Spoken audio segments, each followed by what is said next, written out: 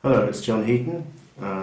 Sorry there hasn't been a video for a while, but had the break over Christmas and various other things, but I'm back now, and today I'm going to review Paul McCartney's first solo album from 1970. I had a request to review his second, Ram, and I will do that, but I thought it made sense to review this one first because I see this one and Ram as going together very much in many respects. So start off with this one. This came out in April 1970, and along with the album, Paul released a Q&A session during which he basically admitted that the Beatles had split up, if not permanently, then at least temporarily, and this led to huge headlines all around the world, and Paul was hence blamed for the breakup, which was a little unfair, because John was the one who'd left the band at least privately in the September previous. But this was a very uncertain time for all the four Beatles because they weren't really sure what was happening and how they would strike out on their own, and they probably felt a little bit unsettled and didn't know what to do next, whether to have a solo career or keep going with the group or both. A lot of the interviews at the time were kind of hedging their bets and not committing either way. So, and also this album was slated for release in April of 1970, and so was the Beatles' Let It Be album. And so the other three asked Paul to push back the release of this debut solo album, and that led to a huge fight and pretty unpleasant scenes. So that's the background to this album. The actual album itself is very much the opposite, because it's warm and there's some nice love songs on here, and he's in a very nice reflected mood and he's relaxed, and it's thoroughly unpretentious and okay, it wasn't saying a great deal in terms of a message, and it got slagged off at the time for not having a big message, for example, like John's first solo album or George's, which came later in the same year. But who needs a message to make good music?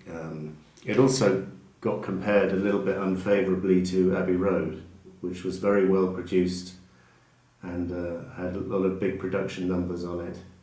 And this is kind of a bit, in comparison, it's a bit light and loose, and so it suffered in comparison to that because it wasn't a Beatles album, and it wasn't terribly it wasn't very what's the word, it wasn't laboured over, and it wasn't produced by George Martin, and a lot of the tracks were recorded in one or two takes, and not too many overdubs. And Paul's playing all the instruments. This is the back cover, by the way. Nice picture of Paul with daughter Mary there. This album, as the Carr and Tyler book says, hindsight displays its charms. So even though at the time it wasn't well received by the critics, I think it's worn well, and it's pretty well regarded now by both critics and fans. Life is just a bowl of cherries, as the song goes. In this case, I think it's meant to reflect that it's all gone a bit wrong, because all the cherries have fallen out of the bowl, and that might reflect the Beatles split or something similar. Anyway, so to the music, which is what this review really should be about. The lovely Linda is a really nice opener, just a little 20-second ditty to his wife, and very pleasant. He said it was going to form part of a longer song later, but it never did, so we just have this little snippet, and it's very nice. Then it goes into That Would Be Something, which is one of my favourites on the album. Really nice bass playing from Paul. I think even George was complimentary about this track, and you don't often hear George being complimentary about Paul's solo work, do you? So that was quite a rarity. There's a few kind of linking tracks here which don't do very much few Valentine Day and Glasses, just little doodles really. But Every Night, which is the next big song from side one, it's in my top 5 McCartney songs ever, no less. I think they might have briefly tried this out in the Let It Be sessions, but this is basically a solo track, so I don't think it was tried very seriously, unlike a couple of the others on this album. Really nice melody, really nice words, nice singing, gorgeous singing, great guitar playing, love it. Hot as Sun is an instrumental dating back to 1959, and very nice. Wings played this one live in 1979. Junk is an interesting one because this was supposed to be before the Beatles album Abbey Road, but as Paul said, something happened. So I guess the other 3 didn't like it or something. It's a great little number. Man Who Was Lonely finishes side 1, and some people don't like this track, but I think it's brilliant. Okay, and then we move over to just show you the inner sleeve, which is a nice gatefold sleeve, nice pictures of Paul and the family, and then the album is on the Apple label. This is a UK pressing.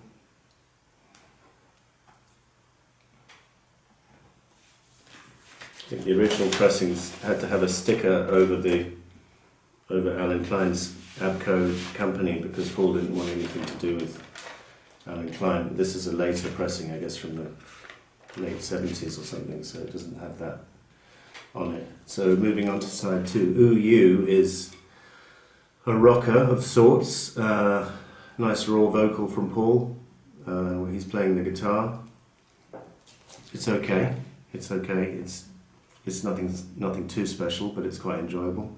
Mama Miss America is an instrumental, very nice keyboard work and nice bass guitar work all the way through. Love it. Teddy Boy, this was a reject from the Let It Be sessions, and you can hear an outtake of that on the anthology. I love this one. It's just a really nice song, really nice words, and the tune is one to die for, and the singing. McCartney's voice around this time was just sublime. I mean, it stayed good throughout the 70s, but on this album, and obviously on the White Album and Abbey Road, I think it was at its peak, really. Sing Along Junk is a kind of instrumental version of Junk. It's okay. Maybe I'm Amazed. Now this was the one which probably could have been a single, but it was never released, at least not until a live Wings version in early 77, where it reached number 10. I think the reason it might not have been released as a single is because this version is, if we're honest, is a little bit underproduced, a little bit rough around the edges. The harmony vocals from Linda are a little bit over the top, I think, and the guitar work from Paul is okay, but I'll be honest, I would love this track to have been produced by the Beatles, with George Martin producing and George Harrison playing the solo. Because I think if that was the case, it would have gone down as an all-time Beatles classic. As it is, it's pretty much a classic anyway. I think of Paul's solo career, it's probably in the top 5. I think the Wings version from Wings Over America is superior to this one. So, okay, a lot of people are going to disagree with that, but that's my opinion. Cree Na Craw, the last track, doesn't do much for me. It's a kind of doodling instrumental with drums to the fore. It's okay. So, I mean, overall, this is a very strong album, and I mean, against expectations, it perhaps didn't live up to those. But then, if you expect too much, what do you expect? So, I'll give this a solid 9 out of 10, and I think it's aged well over the years. So that's the McCartney album, and I'll be doing Ram next. Thanks a lot. See you next time.